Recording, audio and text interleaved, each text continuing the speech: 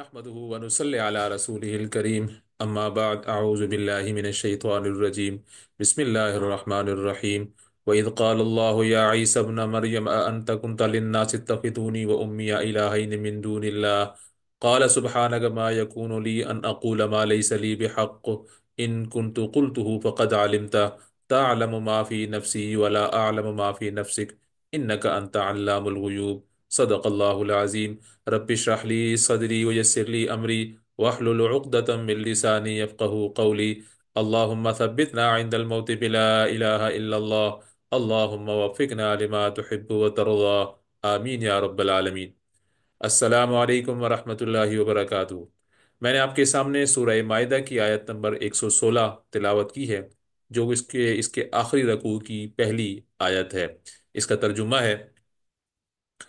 اور وہ وقت بھی قابل ذکر ہے جب کہ اللہ تعالیٰ فرمائے گا کہ اے عیسیٰ ابن مریم، کیا تم نے ان لوگوں سے کہہ دیا تھا کہ مجھ کو اور میری ماں کو بھی علاوہ اللہ کے معبود قرار دے دو؟ عیسیٰ علیہ السلام عرض کریں گے کہ میں تجھ کو اکیلا سمجھتا ہوں، مجھ کو کسی طرح زیبا نہ تھا کہ میں ایسی بات کرتا جس کو کہنے کا مجھے کوئی حق نہیں۔ اگر میں نے کہا ہوگا تو تجھے اس کا علم ہوگا، تو میرے دل کے اندر کی بات بھی جانتا ہے اور میں تیرے نفس میں اے، جو کچھ ہے اس کو نہیں جانتا۔ تمام غیبوں کا جاننے والا تو ہی ہے۔ قیامت کا منظر اور اس وقت حضرت عیسیٰ علیہ السلام سے اللہ تعالیٰ کا مکالمہ یہاں ذکر کیا جا رہا ہے، اور عیسائیوں کے اور نصارہ کے جو غلط عقائد تھے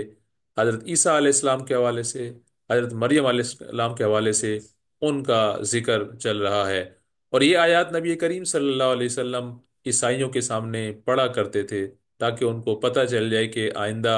آنے والی قیامت میں جس کا یقین اور وہ بھی رکھتے ہیں، ان کے عقیدے میں یہ بات شامل ہے، ان کو پتہ چل جائے کہ اصل بات کیا ہے۔ اب ان کا یہ آزمائش تھی کہ وہ نبی کریم صلی اللہ علیہ وسلم کی بات کو ماننے کے لیے تیار ہوتے ہیں اور اپنے غلط عقائد کی درستگی کرتے ہیں یا نہیں کرتے ہیں۔ عیسائیوں نے حضرت عیسیٰ علیہ السلام کو، بلکہ ان کی والدہ ماجدہ کو بھی خدا بنا ڈالا تھا،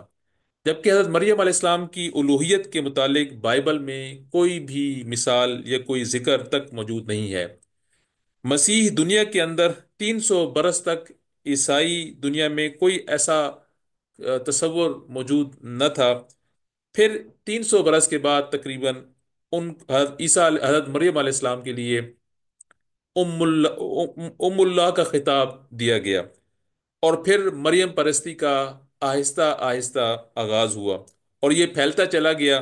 اور شروع میں چرچ نے اس بات کو بہرحال پھر بھی تسلیم نہ کیا، یہاں تک کہ 431 عیسوی کے اندر باقاعدہ ان کی ایک کونسل منعقد ہوئی، جس میں پہلی مرتبہ کلیسا کی سرکاری زبان میں حضرت مریم علیہ السلام کے لیے مادر خدا کا لقب دیا گیا اور استعمال کیا گیا۔ پھر یہ عقیدہ تیزی سے پھیلا، یہاں تک کہ 150 برس میں جبکہ نبی کریم صلی اللہ علیہ وسلم تشریف لائے اس دنیا کے اندر، تو مریم علیہ السلام اتنی بڑی دیوی بن گئی تھی کہ باپ، بیٹا اور روح القدس، جو ان کا عقیدہ تثلیث ہے، تین خداؤں والا، اس سے بھی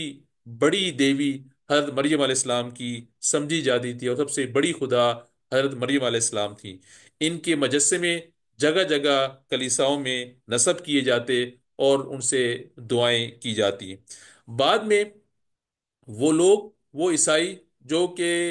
انجیل کو پڑھا کرتے تھے، تو انہوں نے اس بات کو محسوس کیا کہ یہ ہم بہت ہی غلط طرف چلے گئے ہیں، اور اصلاحی تحریکیں بھی اٹھیں۔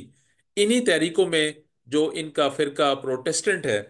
اس نے مریم پرستی کے خلاف شدت سے آواز اٹھائی،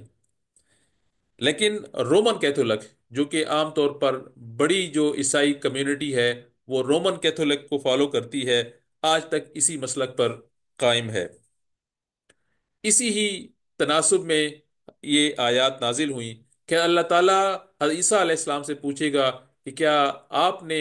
اپنے حواریجین کو، اپنے فالوورز کو یہ کہا تھا کہ میری اور میری والدہ کی عبادت کریں؟ اس پر عیسیٰ علیہ السلام کا جواب اس آیت کے اندر ذکر کیا گیا کہ میں نے تو ایسا کچھ بھی نہیں کہا، اور اگر کہا ہوتا تو یہ تو اللہ تعالیٰ تیرے علم میں ہوتا۔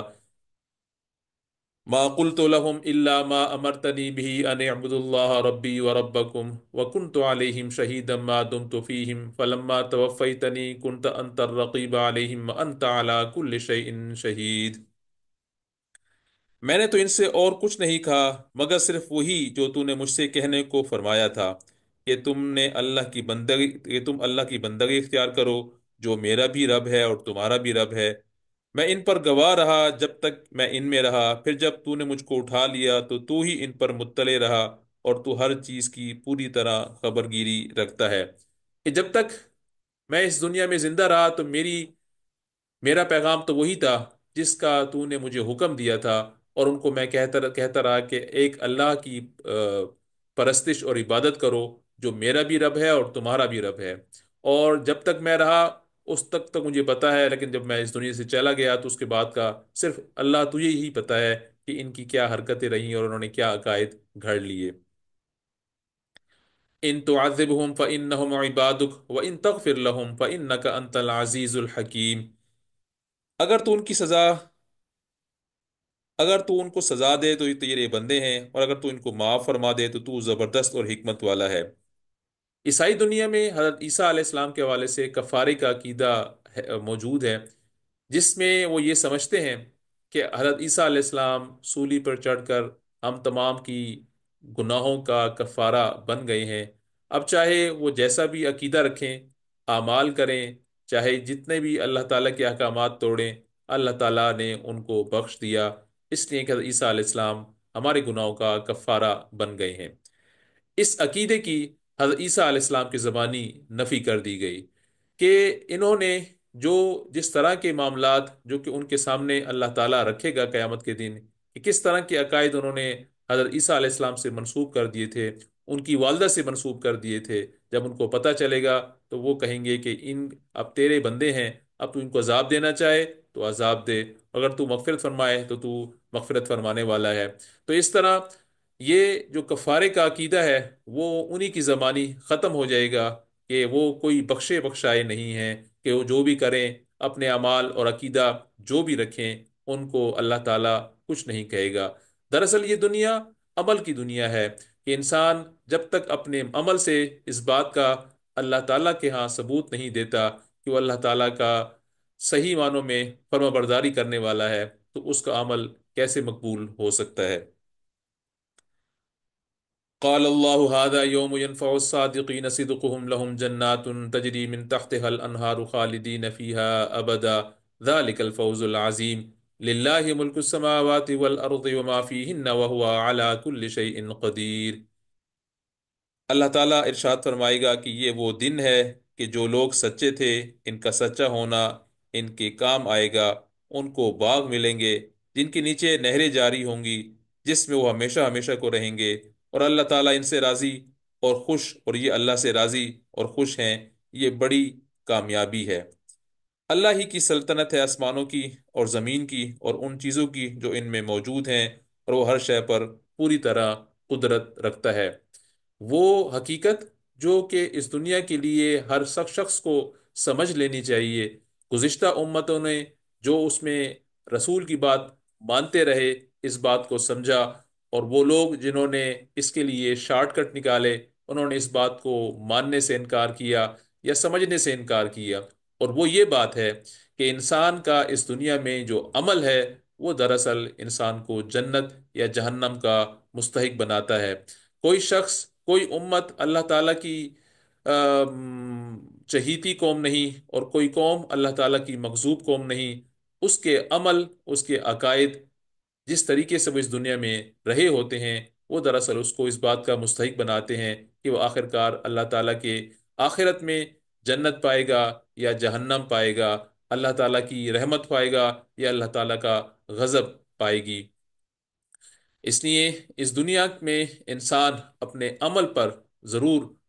نگاہ میں رکھے۔ یہی غلطی عیسائیوں نے کی، یہی غلطی یہودیوں نے کی، بنی اسرائیل نے کی، اور اگر یہی غلطی مسلمان کرتے ہیں تو ان میں اور ہم میں پھر کس طرح کا فرق رکھا جا سکتا ہے؟ اللہ تعالیٰ سے دعا ہے کہ اللہ تعالیٰ ہمیں اس دنیا کے اندر اپنے اعمال ٹھیک کرنے کی توفیق عطا فرمائے، اور اپنی زندگی اللہ تعالیٰ کے قوانین کے مطابق اور اپنی بندگی کا حق ادا کرنے کی توفیق عطا فرمائے۔ سبحانک اللہم و بحمدک، اشہد ان لا الہ الا انت، استغفرک و اتوب الیک۔